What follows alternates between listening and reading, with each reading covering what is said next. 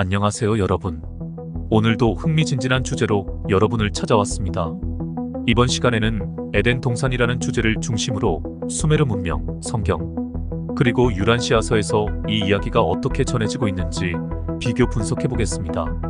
이 과정을 통해 고대 문명과 종교 그리고 신비주의적인 접근이 어떻게 서로 얽혀 있는지, 그리고 그 안에서 우리가 어떤 진실을 찾아낼 수 있는지 탐구해 보겠습니다.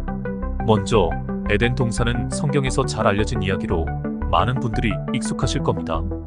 하지만 이 이야기가 성경에서만 등장하는 것이 아니라는 사실 알고 계셨나요? 사실 에덴 동산의 이야기는 그보다 훨씬 오래된 수메르 문명에서도 발견됩니다. 그리고 유란시아서라는 신비주의적 저서에서도 이 이야기가 등장하죠.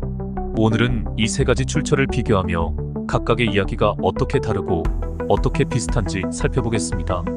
1. 수메르 문명과 에덴 동산. 먼저 수메르 문명의 기록을 살펴보겠습니다. 수메르는 기원전 4000년경 메소포타미아 지역에서 번성했던 고대 문명으로 인류 최초의 도시 국가를 건설하고 쐐기 문자를 발명했습니다. 수메르 문명에서 에덴이라는 개념은 딜문이라는 이름으로 나타납니다. 딜문은 수메르 신화에서 신들이 사는 땅으로 묘사되며 풍요롭고 아름다운 곳으로 그려집니다. 이곳은 인간이 태초에 신들과 함께 살았던 장소로 모든 것이 완벽한 조화 속에 존재하는 낙원으로 설명됩니다. 수메르의 딜문 이야기에서 중요한 부분은 인간과 신들의 공존입니다. 여기서 인간은 신들과 밀접하게 연결되어 있으며 신들이 인간의 삶에 깊이 개입하는 모습이 그려집니다. 딜문은 수메르 신화에서 창조신 엔키와 여신 니누르삭이 인간을 창조한 장소로 묘사되기도 합니다. 이곳에서 인간은 신들의 보호를 받으며 고통과 질병이 없는 삶을 영위합니다. 수메르 문명에서의 신들은 인간의 삶과 운명에 깊숙이 관여하는 존재들로 딜문에서의 평화로운 삶은 신들의 은총 덕분에 이루어진 것으로 여겨졌습니다. 그러나 딜문에서의 완전한 평화는 영원히 지속되지 않았습니다. 시간이 지나면서 인간들은 점차 신들의 뜻을 어기기 시작했고 그 결과로 딜문은 더 이상 완전한 낙원이 아니게 됩니다. 이 과정은 성경의 에덴 동산 이야기에서 등장하는 선악과 사건과 비슷한 맥락을 가지고 있으며 인간의 타락과 그로 인한 세계의 변화에 대한 고대인들의 인식을 반영하고 있습니다. 2. 성경의 에덴 동산 이야기. 성경에서 에덴 동산은 창세기 2장과 3장에 등장합니다. 하나님은 첫 인간인 아담과 이브를 이 동산에 두시고 그들에게 동산의 모든 나무 열매를 먹을 수 있게 하셨습니다. 그러나 동산 중앙에 있는 선악을 알게 하는 나무의 열매만큼은 먹지 말라고 명하셨죠.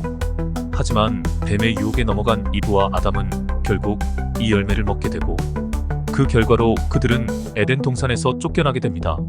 성경에서 에덴 동산은 인간의 타락과 죄의 시작을 상징합니다.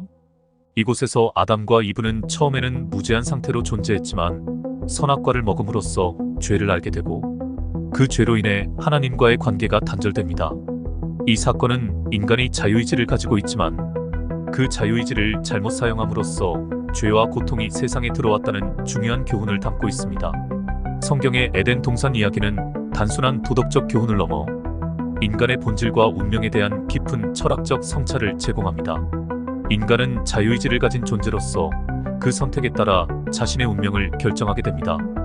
이 이야기는 또한 인간이 신과의 관계에서 어떤 위치에 서 있는지를 상징적으로 보여주며 인간의 삶에서 신성한 질서와 도덕적 책임이 얼마나 중요한지를 강조합니다.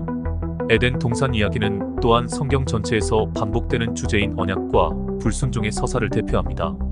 하나님과의 언약을 지키지 못한 인간이 어떻게 고통과 시련을 겪게 되는지를 보여주는 이 이야기는 이후 구약 성경에서 여러 차례 반복되는 인간과 신의 관계를 이해하는 중요한 열쇠가 됩니다. 3. 유란시아서에서의 에덴 동산. 이제 유란시아서의 관점을 살펴보겠습니다. 유란시아서는 20세기 초반에 작성된 신비주의적 저서로 인간의 기원과 우주의 창조에 관한 매우 독특한 시각을 제시하고 있습니다. 유란시아서는 고대 문헌들과는 달리 비교적 현대에 등장한 저서이지만 그 내용은 매우 심오하고 철학적입니다. 유란시아서에서는 에덴 동산을 매우 상세하게 묘사하고 있습니다. 이곳은 지구상의 특정 장소로 설정되어 있으며 인류의 진화적 발전을 돕기 위해 물질 아들과 물질 딸로 불리는 존재들이 이곳에 파견됩니다. 이들은 아담과 이브로 유란시아서에서는 그들이 인류의 영적 및 유전적 발전을 위해 특별히 선택된 존재라고 설명합니다. 유란시아서에서의 에덴 동산은 단순히 인간이 처음으로 거주한 장소가 아닙니다. 이곳은 신성한 계획의 일부로 인류의 유전적 및 영적 진화를 촉진하기 위한 거점으로 설계되었습니다. 아담과 이브는 단순한 인간이 아니라 우주적 질서와 창조주의 계획을 수행하기 위해 특별히 선택된 존재로 묘사되며 이들은 인류의 영적 각성과 진보를 돕는 역할을 맡았습니다.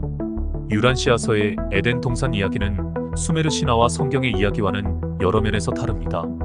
우선 이곳에서는 인간의 창조와 발전이 신성한 계획의 일부로 설명됩니다. 또한 아담과 이브의 역할은 단순한 인간의 시조가 아니라 인류의 영적 지도자이자 진화적 진보를 위해 파견된 특별한 존재로 묘사됩니다. 유란시아서에서는 인간의 타락을 성경과는 다른 관점에서 설명합니다.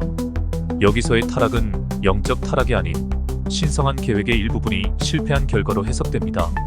이브의 실수는 단순한 불복종이 아니라 잘못된 선택으로 인한 계획의 실패로 이해됩니다.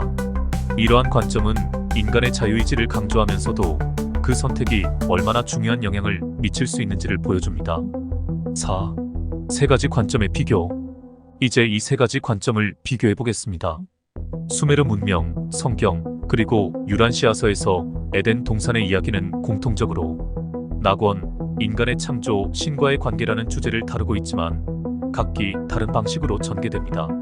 수메르의 딜문은 신들과 인간이 공존하는 평화로운 낙원으로 인간의 타락에 대한 직접적인 설명보다는 신들과의 관계에 중점을 둡니다.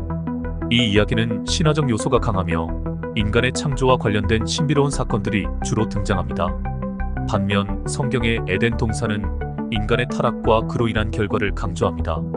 이곳에서 아담과 이브는 하나님의 명령을 어기고 그로 인해 낙원을 잃고 고통스러운 삶을 시작하게 됩니다. 성경에서는 이 이야기를 통해 인간의 자유의지와 그 책임을 강조합니다. 유란시아서는 이러한 이야기들을 통합하고 더 나아가 인간의 영적 발전과 우주적 계획의 일부로 에덴 동산을 설명합니다. 이곳에서 인간은 단순히 타락한 존재가 아니라 진화적 진보를 위해 신성한 계획에 따라 창조되고 교육받는 존재로 묘사됩니다. 5. 유란시아서. 유란시아서는 20세기 초반에 익명의 지필자들에 의해 작성된 방대한 저서로 우주와 인류의 기원, 진화, 그리고 영적 성장에 대한 내용을 담고 있습니다. 이 책은 고대 문헌과 종교적 교리들을 초월하여 새로운 형태의 영적 진리를 제시하려는 시도를 하고 있습니다. 유란시아서는 인간의 기원을 단순히 과학적이거나 종교적인 관점에서 바라보지 않고 우주의 복잡한 질서와 창조주의 계획 속에서 이해하려고 합니다. 이 책은 인간이 우주의 중요한 일부이며 각 개인이 영적인 성장과 진보를 통해 창조주의 목적을 이루어가고 있다는 메시지를 전달합니다. 유란시아서는 기존의 종교적 전통들과는 다른 더 깊고 넓은 우주적 시각을 제공하며 인류의 기원과 목적에 대한 새로운 이해를 돕는 데 중점을 두고 있습니다. 특히 인간의 영적 진화와 자유의지의 중요성을 강조하며 이들이 우주적 계획 속에서 중요한 역할을 한다고 설명합니다. 6. 에덴 동산 이야기의 현대적 해석. 우리가 오늘 살펴본 에덴 동산 이야기는 단순히 고대 문명과 종교의 유산에 머물지 않습니다. 현대에도 여전히 중요한 철학적, 영적 교훈을 담고 있으며 인간이 자신의 본질과 운명을 어떻게 이해해야 하는지를 보여줍니다.